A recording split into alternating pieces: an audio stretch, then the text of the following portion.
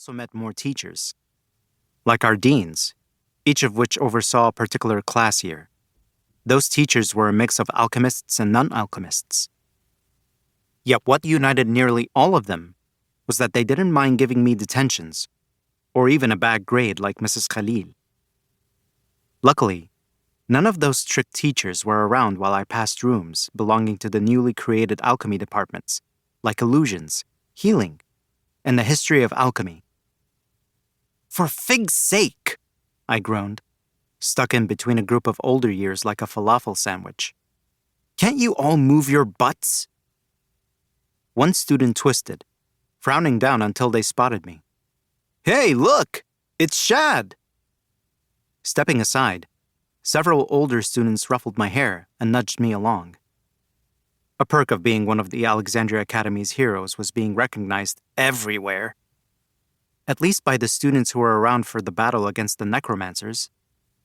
Some of the kids I passed had magnetic strapless backpacks, reminding me that teaching alchemy didn't mean sacrificing the cool tech the school had become known for.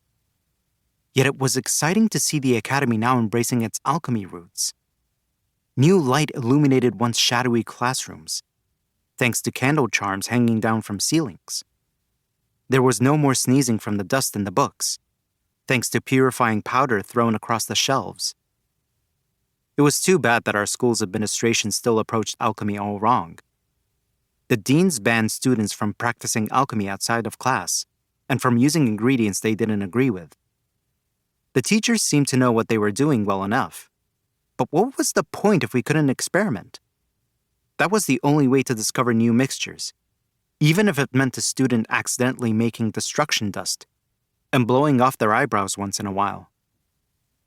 It was also the only way to save my mother. After years of believing she didn't love me, my necromancer stepfather had finally let me in on the truth.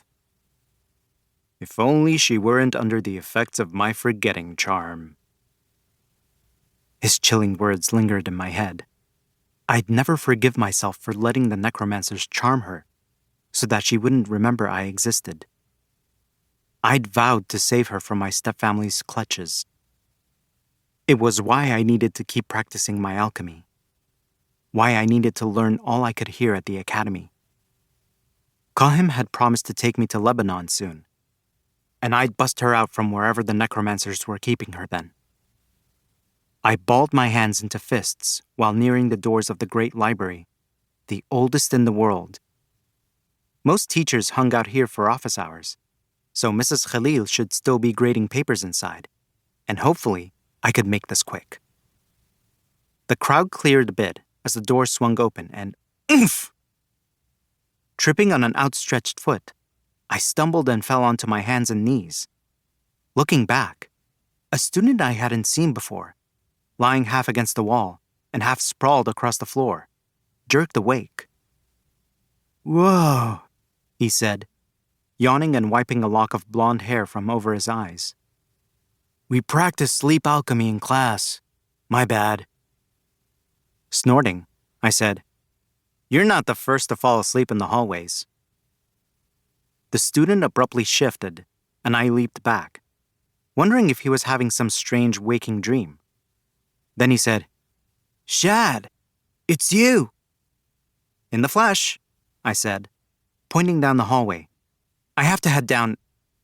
"I'm Paul," he said, bending to draw a notebook out of his backpack. "This is my first year like you, but I just transferred in after winter break." "Nice meeting you," I said, trying to get by him. "Let's talk after—" Paul shifted to block my way. "Say, I heard from a friend that you helped her with alchemy homework in exchange for an extra piece of Namura."